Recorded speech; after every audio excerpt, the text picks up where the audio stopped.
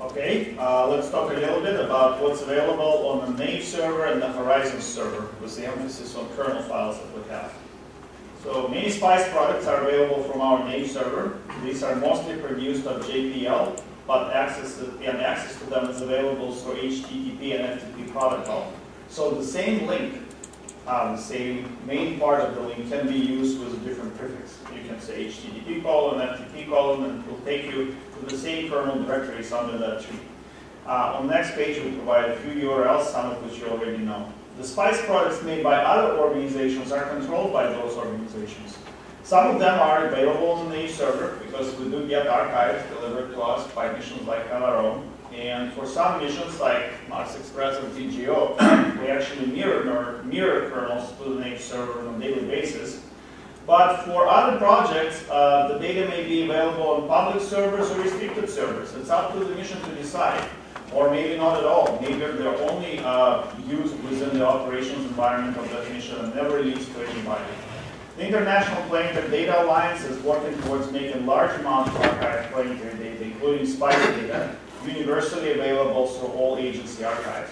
Well, unfortunately, there isn't a simple rule to describe what may be found where.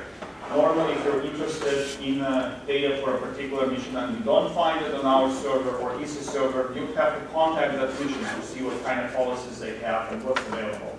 As a general rule, NAIF has no way of helping you. So very often we'll get requests, can we get kernels, for example, for some astronomy mission? Well, sorry, we don't know, we don't have any contacts, we don't know where the servers are. We'll have to go directly to them.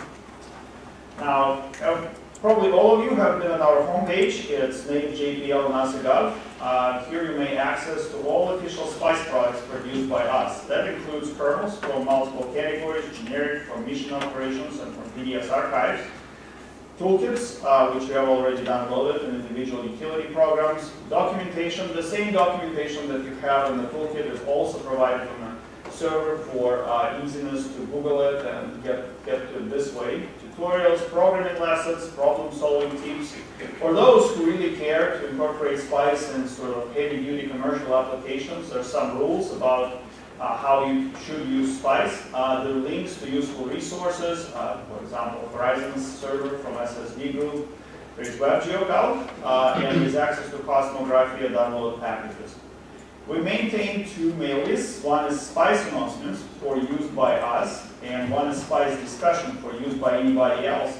SPICE announcements, which exists at this URL, is what we use to tell the world about new toolkit releases, about occasional bugs, if we have any, about releases of important generic kernels, such as leap seconds and generic PCK kernels. Usually Chuck is the one who sends announcements. Sometimes it includes newsletters. We don't send too many announcements. Usually it's maybe a few a year. So if you sign up for this list, which we strongly recommend, you're not going to be spammed. We promise that. SPICE discussion, on the other hand, is for use by anyone. We envision that this list will be used by users from all over the place to share their ideas.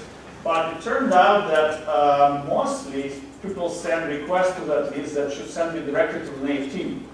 So the question would be about data or specific SPICE deficiency or request for some functionality. Very rarely we see the use where users really share some links, for example, to a different SPICE wrapper.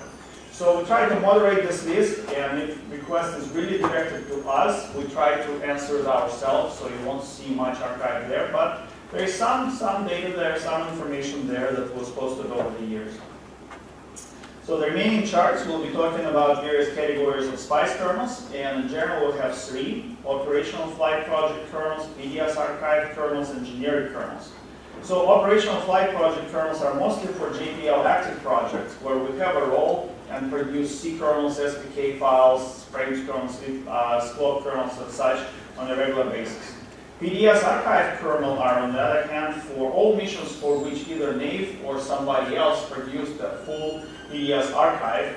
These have been deliberately reviewed and accepted by us, acting as a node of the planetary data system. They're most easily used because they have meta kernels, that nicely organized kernels provided in the archive. For us, it's possible to do it because archives are pretty static. Kernels never get deleted, kernels never get replaced. So whoever made a meta kernel, that meta kernel will stay functional forever. And typically these archives are not covering up to the current time. They're about 6 to 9 lines behind the current time, according to archiving schedules that different projects have. But for missions that are over, such as Cassini, for example, or MGS, or Soon Dawn, you will see complete set of mission data in these archives. We also have generic kernels that are not tied to any specific mission. They're used by many flight projects and endeavors, and some of these are also available in the other 2 categories. For example, in flight projects, we would include generic kernels that are pertinent for that project, and we do the same with the PDS archives. There's also, that's an interesting tidbit. So we also have a slide at the end that points to the Horizon server maintained by Solar System Dynamic Groups, which provides facility for generating SPK files for comets and asteroids. Now let's see how you get to our operational flight kernels. If you go to the page data and click operational flight project kernels, you will get to the page which summarizes these data by categories, Venus mission, Mercury missions, and so on. Clicking on a category, you will see a table with missions in that category, and in the table you will see how many products of each type we have available for a particular mission. For example, Cassini. If you click on the mission name, it will take you to the root directory of the kernel tree. If you take on a particular kernel subtype, it will take you to that subtype subdirectory. This really is just a link to the FTP, our FTP partition, which is accessible, as I said, as both HTTP links and FTP links. And in these directories, for the whole mission, you will see kernel subtypes with a README file that tells the status of this. For example, it could be some short and sweet, like saying we're participating in operations and kernels are flowing here all the time. Or it will say this is a snapshot of data that's staged for archiving but hasn't been archived yet. But if you click on a particular subdirectory, SPK files, or if you go to it through the table, you will see a listing of SPK types available for that mission. Of course, SPK types themselves, in this case for Cassini, will have extension BSP, but sometimes we'll provide additional files that are aligned with these SPKs and other types of kernels, which may provide comments that are extracted from the file and saved as .ldl files for your convenience. So if you click on it, the browser will show it and you will know the contents of the file. We don't do it consistently for all missions, but where we do it, these files may be useful. And we try to maintain a README file in each of these directories. In this case, because all files were named starting with digit, a README file appears at the very bottom of the list. In most cases, will appear at the top. We try to do a good job maintaining these READMEs, but sometimes we can't keep up. There are too many missions, too many changes, so if they're out of date, please complain. We'll continue to improve it as time permits. So the best method, let's talk about archived kernels. The best method to obtain PDS archived kernels is directly from our server. In the past, there was a service provided by PDS Engineering Node, which allowed one to query their databases and get access to individual kernels, but that's not very convenient because if you downloaded a single SPK file, it's probably not very useful to you without C kernels, without Splot kernels, without leap-second kernel, and so on. So what we recommend is we recommend that you get the complete SPICE data set that exists on the NAIF server, and these are fully expanded, not as a zip or tar file. So you get this whole data set unless it's very large, in which case you can use subset to obtain a small time-based subset of that data set. For example, kernels applicable for a given month or a given year. An example of this is shown on the next page. So when you click your way through data to PDS data, you will eventually see a table that looks like this, that shows which archives are available. For each archive, there will be a link to the README file that accompanies this archive and a link to the archive top-level directory. Anybody familiar with PDS would recognize this directory structure, which has data directories, some PDS-required files, such as README files and volume description catalog. In addition to the data directory, which contains SPICE kernels arranged by kernel subtype, there is also extra subdirectory, which contains meta kernels. These are great help because we try to do as good a job as we can selecting the best kernels and organizing them in meta kernels for you. So this would be the best starting point if you downloaded this archive. Of course, these metakernels are designed in such a way that they're loadable from this. They have the path that makes them loadable from this root directory.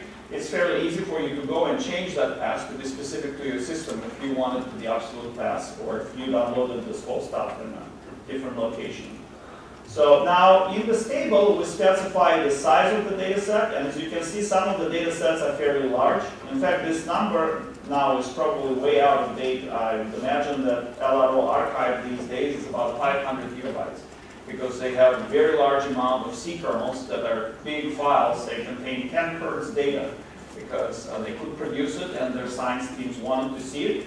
For such large archives, where you want to have just a portion of the archive, you can click the subsetter link, and it will pop up a small web page where you can enter start and stop time, click subset button, and then it will ask you to download a small file which will contain a few items. The first of these items will be the list of all kernels that are applicable, URLs of all kernels that are applicable to this subset.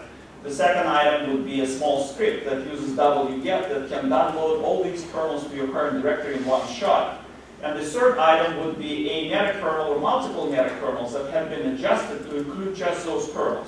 So it's really a very convenient way to get this data, because you get just a fraction with a functional metakernels, in which of course you will need to change the path to make it fun, to make it working on your system.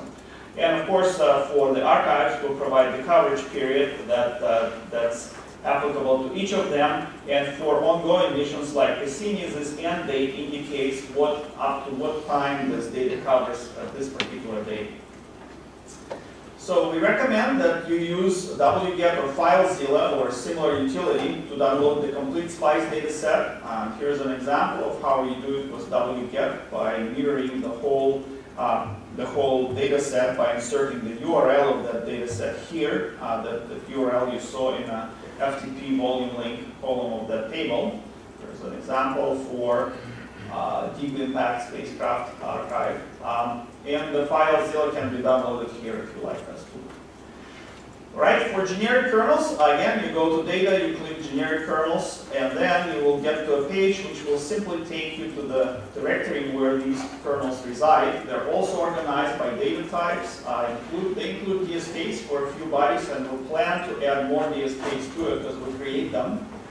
You simply go to that directory, and in that directory, in many cases, you will see README files or additional files that summarize content of the directory and show summaries for the SPK files, for example, with coverages that may be handy. And finally, a few words about Horizon Server. It's online ephemeris generator for natural bodies and more. It's operated by JPL Solar System Dynamics Group. They're our neighbors who work closely with them. Of primary interest to SPICE users, the ability of this server to generate up-to-date SPK files for comets and asteroids. So the URLs shown here, first one is Horizon's home, where you can read about what services are provided. Horizons has a very simple web interface for manually generating small body SPK files. It's just a little menu with 3 fields or 4 fields where you say, I want SPK for this body covering this time span, please give it to me. And it will make an SPK file and ask you to download it. Very convenient. But for heavy-duty use, for automated programmatic generation, you can go to their telnet interface, and here is a small example of how you can script production of these files, and this way you can get up-to-date ephemeris for the small bodies of interest. I think that's it. Questions? Yes? You plan to expand this type of web application like GeoCalc or Horizon just to simplify the way the user asks for some product, for example, and without the needing of go in a HTML file, HTML page, but simple, for example,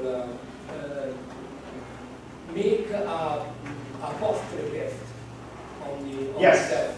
Yes, so we actually have a version of WebGL that has exactly this capability. It allows one to submit a request for computation using RESTful type interface. Okay. It will take JSON payload file that would define parameters for a computation, and it would return you JSON results, which you can do whatever you want with. So we're in the process of deploying another WGC server on which we will install an instance of this WebGL, and we're now working with JPL security, IT security, on various issues related to it. It's a long process. We don't know when we're going to finish it, but yet we're in the final stages of testing this capability as well. Now, we want to be very careful about this capability because WebGL is not multi-threaded application, so you cannot run multiple computations at the same time. When you use WebGL, computations are queued, and your computation waits in a queue until the computation before it finishes. That makes it a very easy target for denial of service attack. Because somebody can submit 1,000 computations and nobody else will be able to do anything with the tool. That's why we want to do it only on the separate instance, and we don't want to widely advertise it until we find a solution to this issue. And at the moment we don't have a solution, and we don't have any developers who could help us find this solution. So it is possible that we will make this service open to everybody, and shortly in a month we'll realize that nobody can do anything with it. It's a real possibility. We don't know. We'll try to do it. In this case, what we might do is we actually might offer to the teams that have real interest in such capability the WebGL package, so they can install it on their own server and do whatever they want with it. In this case, of course, you will be protected. You will always have it available. But you will also take on responsibility of managing your own kernels, which may be simple or maybe not, depending on what you're going to try to do. So, but yes, we're in the process of doing this, and I don't think I should say any more than this at this point.